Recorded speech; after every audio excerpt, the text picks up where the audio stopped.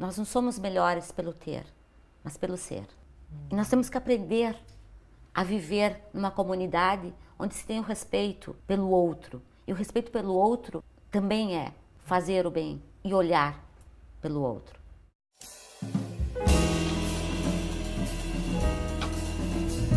Eu tenho uma origem numa família muito pobre, sou filha de uma viúva, ficou viúva 2 vezes, e a minha mãe teve 6 filhos nesses 2 casamentos que ela teve, e fui uma das filhas que em determinado momento, pelas dificuldades da minha família, a minha mãe acabou me dando para uma família me criar. E com essa madrasta, vamos dizer assim, eu acabei conhecendo alguns lugares, fui morar em Porto Alegre, e eu sempre fui uma jovem, desde a minha infância, muito curiosa por algumas coisas. E eu tinha um pensamento de que eu deveria crescer, de buscar alternativas de crescimento de alguma forma, e eu pensava que era através dos estudos. Lá com 15 anos, nessa família, eu fiz a opção de voltar para a casa da minha mãe, porque eu fui distanciada muito da minha família dos 8 aos 15 anos. Eu tive que voltar com 15 anos para reconquistar a minha família, meu espaço dentro da família. E aí, então, com 15 anos, eu vim morar em Bento Gonçalves, eu voltei para a casa da minha mãe, mas eu precisava trabalhar para que a gente pudesse ter o sustento. Eu vim a Bento Gonçalves buscar a minha vida profissional. E a minha vida profissional, com muito orgulho, iniciou-se como empregada doméstica. Eu trabalhei 1 ano numa casa de uma família, que eu fui muito testada, porque a Bento Gonçalves era mais preconceituosa do que é hoje, e ser empregada doméstica naquela época tinha vários conceitos, mas nenhum deles era para valorizar, mas sim para menosprezar a função da gente. Depois eu troquei de emprego, que também foi um outro emprego de empregada doméstica. Eu considero que foram os melhores anos da minha vida naquela família, que é uma família que eu tenho muito orgulho, muita honra de dizer que eu fui recebida como uma filha verdadeiramente, que foi a família da dona Celina Fianco e do seu Nato, que tinha a ferragem Fianco. Lá eu trabalhei durante muitos anos e me senti naquela família. Eu era tratada como filha, mas ainda assim eu não me sentia realizada. E aí um dia eu resolvi que eu queria trabalhar fora. Aí eu fui trabalhar no comércio, no Mercado Apolo, como repositora, depois vim ser caixa, eu fui ser a caixa número 1, a gente ia galgando postos. E fui disputar uma vaga na Graziotin e fui contratada. Continuo funcionária da Graziotin até os dias de hoje, porque como dirigente sindical a gente tem que ter uma origem, e a nossa origem é dentro do comércio. Lá em 1987, trabalhando na Graziotin, eu recebi um convite, muito secretamente, do meu colega Sérgio, que é o nosso secretário-geral e que era presidente do sindicato na época, para fazer parte de uma recomposição de diretoria. E troquei ideia com a família, troquei ideia com os meus colegas, e eles me disseram: fique longe, sindicato é a pior coisa que pode existir na vida de uma pessoa. Eu disse: bom, será que é tão ruim assim? Como eu era muito curiosa, eu disse: vou ver se é realmente o que estamos dizendo. E tornei dirigente sindical. Sofri muito no início, fui inclusive demitida por conta disso. Eu acho que foi isso que me deu a minha garra para ir em busca de direitos. Eu fui a partir do meu direito, da minha conquista dos meus direitos, e que respeitasse uma opção que eu tinha feito e que não era nenhum crime ser dirigente sindical. Fui reintegrada 6 meses depois na mesma empresa a qual eu sou funcionária até os dias de hoje. E em 1989 eu fui requisitada por um período de 30 dias, porque eu não sabia se era realmente o que eu queria fazer, estar dentro de um sindicato. Eu queria experimentar como era isso. E depois fui requisitada por mais 90 dias, depois fui requisitada por tempo indeterminado. Em 1985 foi o grande desafio, que por uma indicação dentro da diretoria, para que eu assumisse a presidência do sindicato. Ao assumir a presidência do sindicato no meu primeiro mandato, que eu fui muito bem eleita, eu tinha uma juventude e muitos sonhos. E um dos grandes sonhos da minha vida como dirigente sindical era tornar nosso sindicato cada vez mais conhecido e a nossa categoria cada vez mais respeitada. Eu tive 2 anos no início do meu mandato que foram terríveis. Terríveis financeiramente, politicamente, por eu estar assumindo um sindicato, uma jovem, cheia de sonhos e que não tinha grandes experiências no movimento sindical. Fui muito julgada por ser mulher e que achavam que eu jamais daria conta do recado. Eu não tinha que provar nada para ninguém, a não ser para mim de que eu era capaz. Cumpri meu mandato, o nosso sindicato tinha muitas dívidas, pagamos as dívidas do nosso sindicato e esse era o grande desafio. Era pagar o que o sindicato devia e fazer o nosso sindicato crescer independente de ter dívida ou não. E aí fomos construindo isso com as diretorias que foram me acompanhando e fomos pagando nossas dívidas e crescendo. E aí o sonho era ter uma sede cada vez maior. Hoje nós temos essa sede aqui na Avenida Oswaldo Aranha, temos várias outras salas no mesmo prédio. E um dos meus sonhos é que os que vierem me suceder comprem o prédio inteiro, que eu acho que a nossa categoria merece isso. Temos 4 escritórios regionais, um dos escritórios hoje na base territorial também é sede própria do sindicato.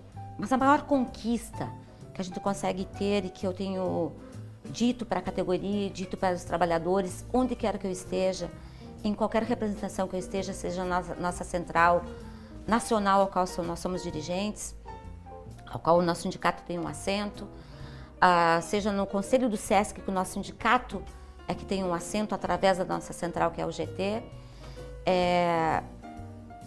de que a gente mantenha o nosso maior patrimônio na nossa categoria e um dos maiores patrimônios que a classe trabalhadora tem, que é a sua convenção coletiva, que é ali que se regra condições de trabalho e respeito por qualquer categoria, em especial a nossa categoria comercial.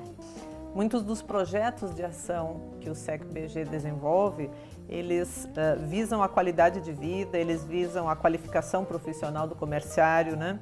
Seriam quase mais próprios a um sindicato patronal do que um sindicato de trabalhadores. No entanto, o SECBG abraça essas questões com bastante sucesso, né? O foco maior é na representação da nossa categoria e em todos os sentidos. O nosso sindicato hoje, ele é um sindicato solidário, ele pensa no social, ele pensa na sua categoria como um todo. Desde o transporte que o comerciário vai utilizar, o comerciário ou a comerciária vai utilizar para se deslocar para o trabalho, desde da condição do ambiente de trabalho. Nós trabalhamos muitos anos na formação e qualificação dos comerciários, oferecendo cursos de inglês, oferecendo cursos de capacitação. E a gente foi mudando um pouco esse foco pela não adesão da categoria, mas estamos sempre abertos para aquilo que a nossa categoria quiser discutir. Nós desenvolvemos várias ações no campo social, como, por exemplo, discutimos a questão das pessoas com deficiência e de inclusão dessas pessoas no mercado de trabalho, porque se fazem muitas leis e não se cobram muitas leis. E a lei de cotas, a lei de inclusão de pessoas com deficiência no mercado de trabalho, especialmente na nossa categoria, ela é pouco discutida pela classe patronal. A gente discute justamente nos cafés sensoriais para sensibilizar a municipalidade, os empresários locais, para que eles não esqueçam que a pessoa com deficiência, seja ela com qualquer deficiência, seja com Down, autista, com falta de uma perna, de um braço, não importa, surdo, cego, mudo, não importa. Essas pessoas são consumidores em potencial e que querem ser respeitados como isso. São trabalhadores que estão dispostos a entrar no mercado de trabalho e querem ser respeitados e querem que se abra as portas. Como a lei do menor aprendiz, como a lei de cotas, da cota de negros, disso, daquilo. Nós temos uma série de legislações que não são cumpridas. É necessário que eu abra a cabeça. Nós tentamos discutir isso com a sociedade. Nós tentamos discutir essas questões com o poder público. E pensamos que conseguimos sensibilizar de alguma forma. Porém, eu acho que falta muito ainda no nosso município, falta muito na nossa categoria, falta muita consciência ainda por parte de nós trabalhadores de aceitarmos essas pessoas e por parte daqueles que empregam de aceitar não só pela cota, mas com todo o respeito e saber que ele é um trabalhador que produz e que consome. Justamente. Nós discutimos também as questões sociais de valorizar a pessoa idosa. A gente esquece que se nós temos uma história, nós estamos contando aqui a história do nosso sindicato que tem 40 anos. Várias pessoas passaram por aqui, várias pessoas construíram essa história e que hoje estão mais velhas e que alguns avistaram até idosos. Para isso nós discutimos e dentro da nossa diretoria e no seio da nossa categoria, a gente discute ações sociais, como por exemplo uma que nós realizamos no segundo ano, que foi 2017, uma machada solidária. E solidária na questão de levar um abraço, um sorriso, um carinho para as pessoas que residem no lar do ancião. Eu não posso esquecer que eu tive uma mãe, que eu tenho uma mãe, e que se eu estou aqui hoje é porque eu tive uma origem e que eu tenho que respeitar. Com esse espírito da nossa diretoria, da nossa categoria se envolver no espírito solidário, no espírito de enxergar o ser humano como ser humano e não só como cifrão ou como aquilo que eu posso tirar um benefício.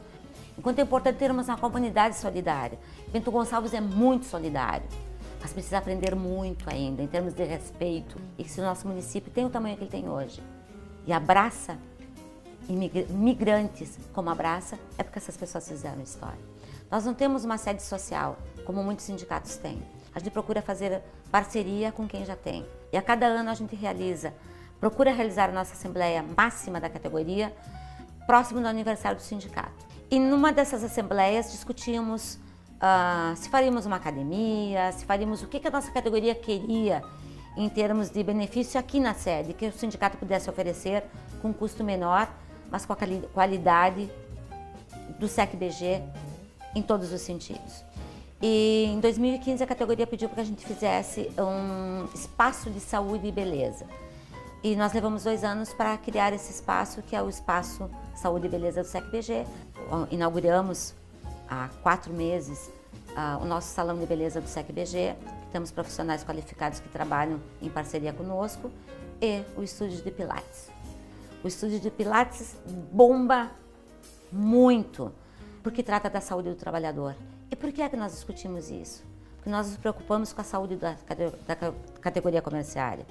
E também nos preocupamos com a beleza, porque nós comerciários temos que estar lindos, limpos, sorridentes todos os dias para vender sonhos para os nossos consumidores. Porque nós nada mais somos do que vendedor de sonhos.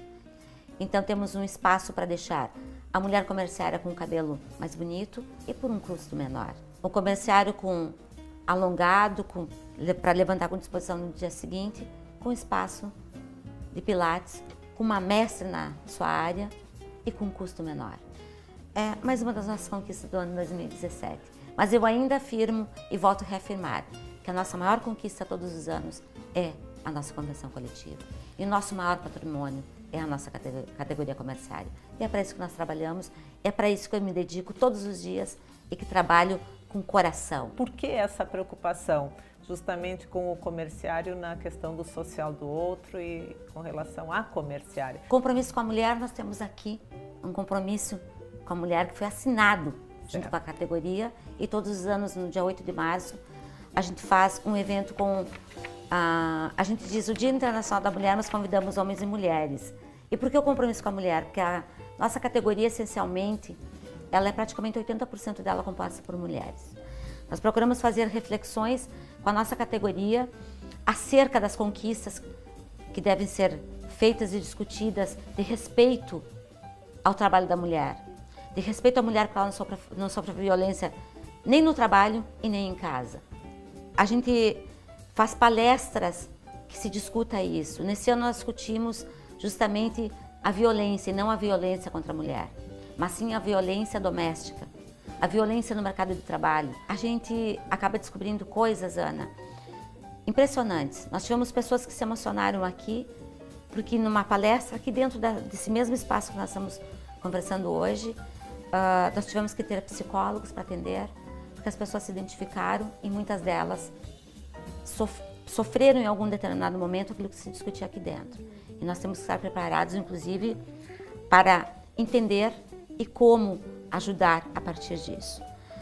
A gente discute as questões de trabalhar para o outro ou o social para o outro, Ana, preocupar-se, inclusive, de que quando o nosso trabalhador for buscar uma vaga no mercado de trabalho, que ele não seja discriminado pelo local que ele mora, pela vila que ele mora, pelo endereço que ele mora.